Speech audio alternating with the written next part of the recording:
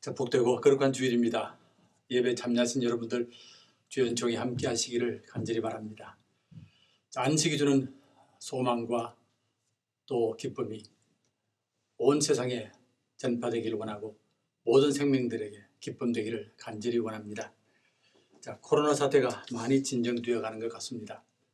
감사한 마음도 같지만 우리가 가진 마음은 끝까지 최선을 다하는 마음이라고 믿습니다. 언제 그칠지 모르지만 깨어 기도하면서 속히 종결되기를 간절히 바랍니다. 다시금 어려움 당한 가정들에게 하나님의 위로가 함께 하시기를 바라고, 어려움을 겪고 있는 가정들에게 용기와 소망을 가지라고 말씀드리기를 원하고, 또한 우리 모두에게는 끝까지 최선을 다하면서 승리하자고 말씀드리기를 원합니다. 저는 이번 사태를 보면서 제게 큰 감사가 한 가지 있습니다. 바로 의료진에 대한 감사입니다. 의료인들에 대한 감사입니다. 이분들에 대한 모습이 감사가 너무 크게 다가왔습니다. 우리나라의 의료 수준이 얼마나 뛰어난지도 다시금 확인하게 되었고, 무엇보다도 이분들의 모습 속에서 스스로 고개를 숙일 수밖에 없었습니다. 자, 이번 사태는 누구보다도 이분들에게 위험한 그런 사태입니다. 현장에서 일하기 때문에 자칫하면 어려움을 겪을 수 있습니다. 벌써 많은 의료인들이 어려움을 겪었다는 말씀도 듣고 있습니다. 아무리 장비를 온전히 갖추었다는 한들 그것으로 안전하겠습니까? 그리고 아직 약도 개발되지 않은 상태입니다. 조금만 방심한다면 언제든지 어려움을 겪을 수 있습니다. 여러 날을 가족에게로 가지도 못하고 힘스러운 모습을 보면서 우리 모두가 참 고개를 숙일 수밖에 없습니다. 아울러 이런 분들이 우리와 함께 한다는 것이 얼마나 큰 기쁨이고 감사한지 모르겠습니다. 그런 면에서 앞으로 자주 병원을 찾아가시고 이분들에게 감사의 뜻을 전하면 좋겠습니다. 오해하지 마십시오. 병원은 자주 찾아갈 곳이 아닙니다. 가능한 병원을 멀리해야만 합니다. 이번 사태를 겪으면서 모두가 묻는 질문이 있습니다. 어떻게 하면 우리 가족이 무사할 수 있습니까? 어떻게 하면 내가 무사할 수 있습니까? 어떻게 하면 어려움을 피할 수 있습니까? 어떻게 하면 이를 위해 우리는 온 힘을 다합니다. 힘써 마스크를 쓰기도 하고 사회적 거리를 지키기도 하고 계획했던 모든 행사를 취소하기도 하고, 그리고 면역이 좋다는 약도 먹고 음식도 먹곤 합니다. 물론 가장 열심히 하는 일은 기도하는 일입니다. 예수 믿는 사람만 열심히 기도하는 것 아니라 믿지 않는 사람들도 열심히 기도하는 것 같습니다. 이 모두가 우리가 필사적으로 해야 될 일들입니다. 생명과 관계된 일이기 때문에 그렇습니다. 생명입니다. 다른 어떤 것도 아니라 생명입니다. 어떻게 해야만 다른 질문이 있습니다. 어떻게 이런 일이 일어날 수 있습니까? 어떻게 하는 질문입니다. 어떻게 이런 일로 온 세계가 고통받을 수 있습니까? 어떻게 바이러스 때문에 사회의 모든 분야들이 다 어려움을 겪을 수 있습니까? 정치도 그렇고 경제도 그렇고 교육도 그렇고 스포츠도 그렇습니다. 심지어는 교회까지 그렇습니다. 어떻게 이런 일로 교회가 문을 닫을 수 있습니까? 어떻게? 이 질문은 이유를 묻는 질문이고 목적을 묻는 질문입니다. 그리고 뜻을 묻는 질문입니다. 도대체 이 사태의 뜻이 무엇입니까? 만약 우리가 뜻만이라도 알게 되면 우리 자세가 훨씬 달라지게 될 것입니다. 뜻만 알면 당장에 두려움도 그리고 염려도 많이 줄어들 것입니다. 뜻만 알면 낙심도 줄어들 것이고 절망도 줄어들 것이고 분열하고 갈등하는 모습도 줄어들 것이라고 믿습니다. 뜻만 알면 현실을 받아들일 것이고 견딜 것이고 인내할 것입니다. 그리고 소망도 가질 것입니다. 도대체 무슨 뜻이 있습니까? 아이를 키우다 보면 청소년이 될 때에 부모들과 갈등을 겪을 때가 있습니다. 이들이 자라면서 늘 순종했는데 청소년 되면 부모의 말에 거역하기도 하고 무시하기도 하고 반항하기도 합니다. 이 때문에 부모들은 야단하기도 하고 화가 나기도 하고 속상해하기도 합니다. 때로는 절망하기도 하고 또 그리고 불안하기도 합니다. 그런데 뜻을 알게 되면, 이들이 왜 이렇게 하는지 뜻을 알게 되면 훨씬 마음이 달라지게 됩니다. 자기의 정체를 찾기 위하여 이렇게 몸부림치는구나, 어제 때가 되었구나, 이 모습이 당연하구나, 이때 우리의 마음은 달라지게 됩니다. 이때부터는 속상해도 참고 반항해도 받아주고 기다려주고 격려하기도 합니다. 이번 사태의 뜻을 알았으면 좋겠습니다. 왜 이 사태가 일어났는지 뜻을 알면 좋겠습니다. 우리 모두는 예수 믿는 사람들입니다. 예수 믿는 사람들의 가장 큰 특징은 뜻을 찾는 겁니다. 하나님의 뜻입니다. 하나님, 왜 내가 태어났습니까? 하나님, 왜 내게 생명을 주셨습니까? 왜 내게 삶을 주셨습니까?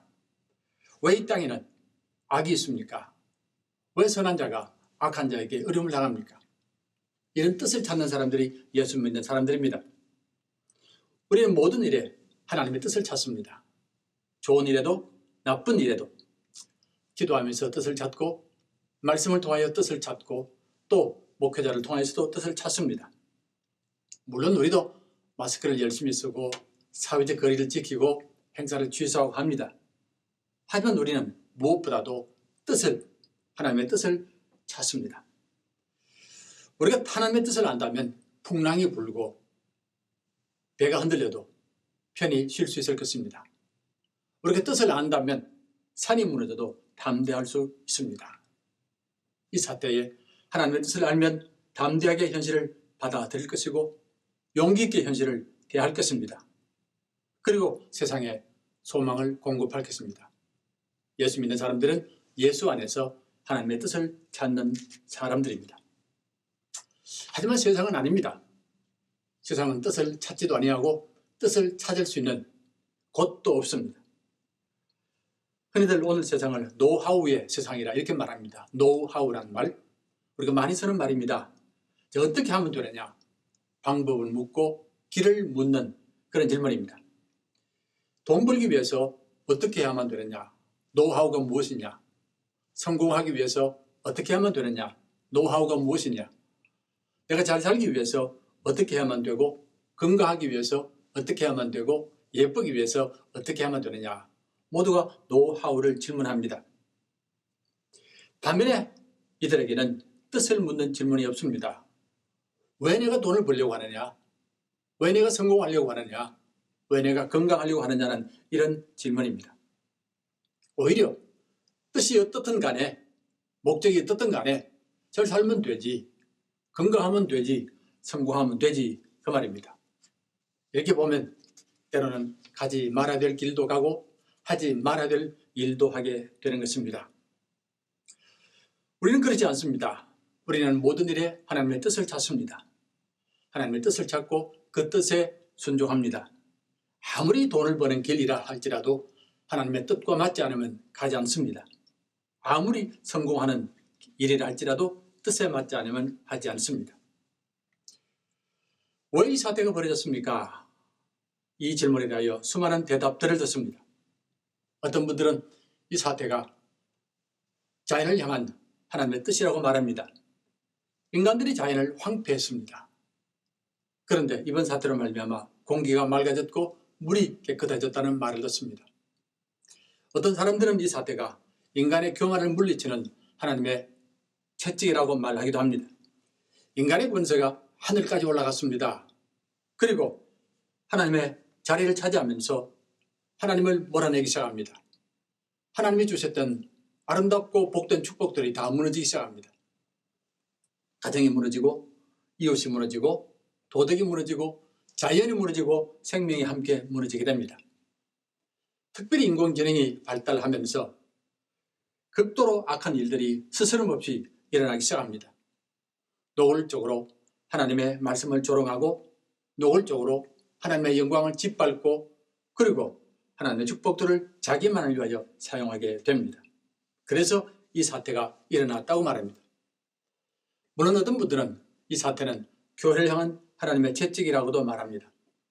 세상에 빛이 되고 소금이 되어야 할 교회가 우리끼리 잘 살자, 우리끼리 구원받자라는 이런 모습 때문에, 나아가서는 하나님의 성직조차도 사고팔고 하나님의 성전조차도 사고파는 이런 모습 때문에 하나님이 채찍질 하신다는 겁니다. 여러분들은 어느 것이 답이라고 생각하십니까? 저도 잘 모르겠습니다. 어느 것이 정답이라고 말할 수 있는지 모르겠고 이 모든 것들이 다 정답이 될 수도 있는 것입니다. 하지만 우리에게 분명한 것이 있습니다. 이 사태는 하나님의 뜻이 담겨져 있는 사태입니다. 이 사태는 하나님의 목적이 담겨져 있는 사태입니다. 결코 저절로 일어난 사건도 아니고 사탄이 일어난 사건도 아닙니다. 하나님과 관계된 사건입니다. 저는 이렇게 대답하겠습니다. 이 사태는 생명을 회복하기 위한 하나님의 손길이라고, 생명의 생명됨을 회복하기 위한 하나님의 손길이라고 말씀드리겠습니다. 생명을 파괴하고 생명을 어렵게 하는 이 땅의 온갖 세력들로부터 생명을 구원하기 위한 사건이라고, 정치적인 세력으로부터, 사상적 세력으로부터, 경제적 세력으로부터 생명을 회복하는 하나님의 사건이라고 감히 말씀드리고 싶습니다. 한 가지 질문을 드리겠습니다. 생명이 가장 고통받는 것이 무엇이겠습니까? 무엇 때문에 생명은 가장 고통받겠습니까? 돈 때문이겠습니까? 힘 때문이겠습니까? 아니면 차별 때문이겠습니까? 물론 이런 것들 때문에 생명은 고통을 받습니다. 하지만 정답은 아닙니다. 생명이 가장 고통받는 것은 생명을 물건으로 취급할 때입니다. 살아있는 생명을 생명이 없는 물건처럼 취급할 때입니다. 생명이 있는 사람들, 자신의 생명이 탈취당하고 짓밟힐 때에, 물건처럼 다뤄질 때에 가장 고통을 받습니다. 오늘날 수많은 사람들이 물건처럼 취급받습니다. 돈만 주면 마음대로 부릴 수 있고 누구든지 살 수 있습니다. 나를 상품처럼 취급합니다. 나를 상품의 가치로 따집니다. 이익이 되면 금같이 귀하게 여기다가 그렇지 않으면 한순간에 버려집니다. 돈만 있으면 어떤 생명이든 살 수 있다고 말합니다. 이것이 생명의 가장 깊은 아픔입니다. 마틴 부버라는 신학자가 있습니다. 이분이 나와 너란 책을 오래전에 썼습니다. 영어로 INU란 책입니다. 이 책을 보면 미래의 사람들이 우리를 어떻게 평가할까라는 내용이 나옵니다. 우리를 어떻게 평가하겠습니까? 이번의 답입니다. 우리를 야만인으로, 가장 야만적인 사람으로 평가할 것이다. 아니 무슨 그런 뜻이 있습니까? 어떻게 우리가 야만인입니까? 우리만큼 문명이 발달된 사람들이 있습니까? 바로 사람을 대하는 자세 때문이라고 합니다. 사람을 대하는 자세는 두 가지 종류가 있습니다. 상대방을 당신으로 대하는 자세, 상대방을 그것으로, 물건으로 대하는 자세가 있습니다. 영어로 말씀드리면 I N U가 있고 I N it가 있습니다. I N U는 상대방을 당신으로, 인격으로 대한다는 말입니다. I N it는 상대방을 물건으로 대한다는 말입니다. 오늘의 사람들은 다른 사람을 물건으로 대합니다. 물건처럼 다루고 물건처럼 값을 매깁니다. 물건처럼 취급합니다. 이런 사람들은 가장 야만적인 사람들입니다. 그런데 이상한 것은 사람들은 물건처럼 취급받으면서도 좋아합니다. 내가 좋은 물건이 되면 좋은 대접을 받기 때문입니다. 항거해야 될 사람들이 오히려 좋아하는 이상한 일이 벌어지게 됩니다. 내 상품의 가치를 높이면 귀하게 여김받습니다. 그런데 문제는 그 다음입니다. 내 가치가 떨어질 때입니다. 내 가치가 떨어지면 순식간에 하루아침에 버림받게 됩니다. 하나님께서는 사람은 사랑하라고 지으셨고 물건은 이용하라고 지으셨습니다. 그런데 오늘은 우리는 사람은 이용하고 물건은 사랑합니다. 하나님 말씀을 정반대로 지키는 것입니다. 우리 사회의 도덕은 어떻습니까? 현대인들은 도덕을 아무렇게나 마구 버립니다. 도덕은 생명의 터전입니다. 사람이 사람인 것은 도덕이 있기 때문에 그렇습니다. 그런데 도덕도 버립니다.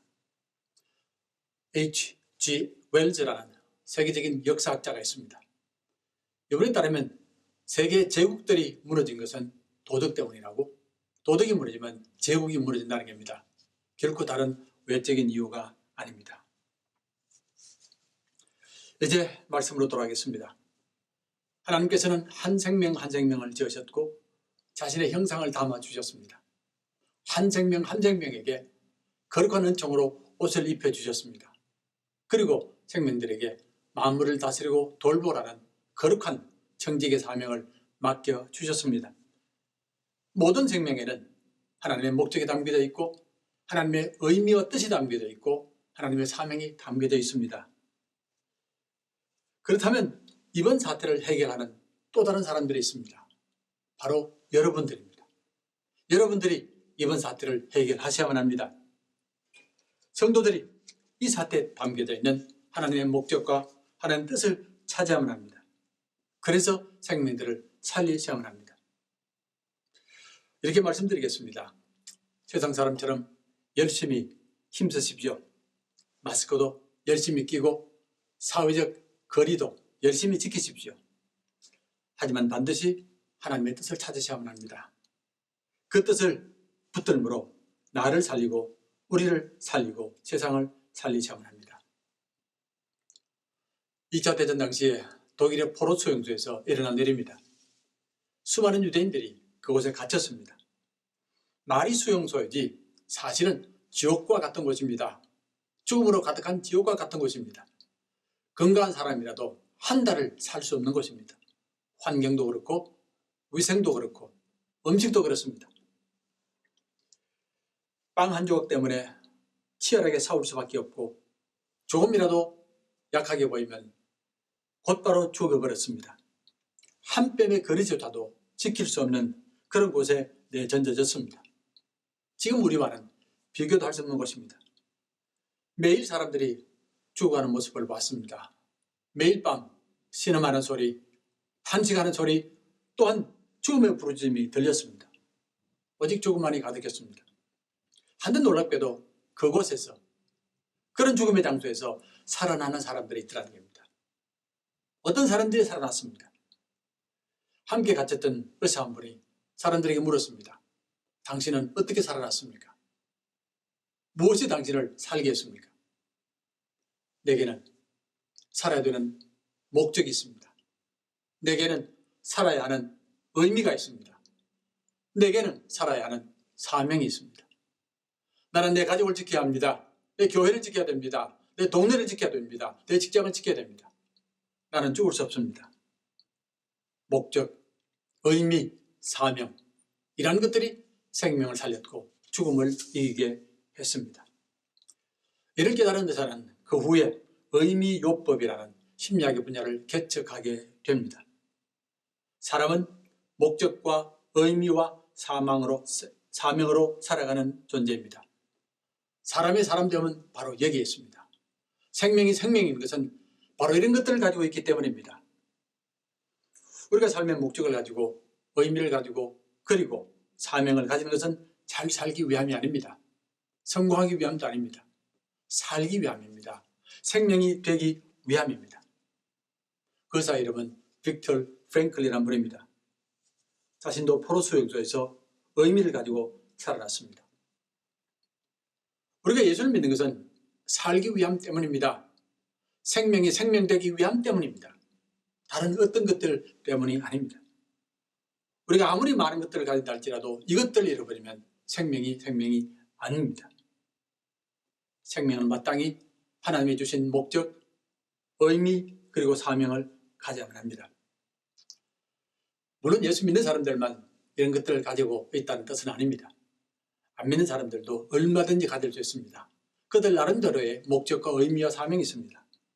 다만 생명이 마땅히 가져야 될 목적, 마땅히 가져야 할 의미, 마땅히 가져야 할 그런 사명이 없다는 말입니다. 생명을 지으신 분이 하나님이기 때문입니다. 이 땅에 존재하는 모든 만물들은 반드시 목적이 있고 의미가 있고 사명이 있습니다. 이런 것들이 없는 물건은 없습니다.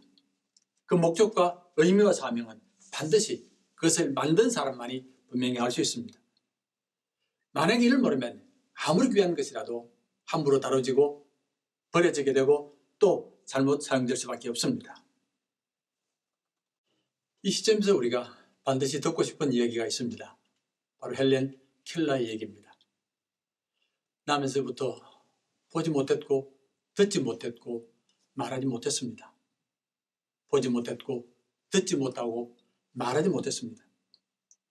그 생명 속에 무슨 목적이 있겠습니까? 무슨 의미가 있겠습니까? 무슨 사명이 있겠습니까? 말하지 못하고 듣지도 못하고 보지도 못하는데 쓸모없는 생명 아닙니까? 누구도 관심 갖지 않는 생명 아닙니까?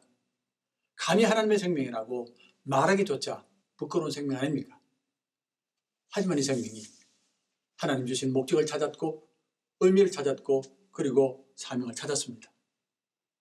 그 생명으로 말미암아 수많은 생명들이 영감을 얻었고 소망을 얻었고 살 용기를 얻었습니다. 이 땅에 누가 이분만큼 큰 영향력을 끼친 분이 있습니까? 어떤 정치인을 이분과 비교하겠습니까? 어떤 부자를 이분과 비교하겠습니까? 어떤 종교인을 이분과 비교하겠습니까? 이 땅의 모든 생명에는 하나님의 주신 목적과 의미와 사명이 있습니다. 지금 우리 모두에게 절실하게 필요한 것은 생명의 목적이 있다는 것, 의미가 있다는 것, 그리고 사명이 있다는 것을 일러주는 일입니다. 외치는 일입니다. 그리고 이것으로 그들을 붙들어야 합니다. 그래야만이 우리가 이 사태를 이길 수 있습니다. 다시 묻습니다. 왜 이 사태가 일어났습니까? 왜 일어났습니까? 하나님이 만드신 생명을 회복하기 위함 때문입니다. 오늘의 사태는 하나님의 섭리 속에 담겨져 있습니다. 코로나 바이러스는 어쩌면 하나님의 뜻을 이루는 도구일지도 모릅니다. 하나님이 주신 목적과 의미와 사명을 굳게 붙드십시오. 하나님께서는 반드시 자기 백성을 지키십니다. 어떤 일이 있어도 지킵니다. 어떤 세력도 하나님을 이길 수는 없습니다. 하나님의 모든 일들은 생명을 구원하고 회복하고 영광스럽게 하는 일입니다. 우리 주님은 여러분과 제 생명을 위하여 십자가 지셨고 그리고 고통당하셨습니다. 오늘 요한복음에서 주님은 죽은 나사로를 찾아갔습니다. 이미 죽은 지 나흘이나 된 사람입니다. 그 무덤 앞에서 나사로야 나오느라고 외쳤습니다. 나사로야 나오느라. 그러자 나사로가 배를 동인 채로 주님 앞에 나왔습니다. 이것이 무슨 사건입니까? 왜 주님께서 죽은 자를 부르셨습니까?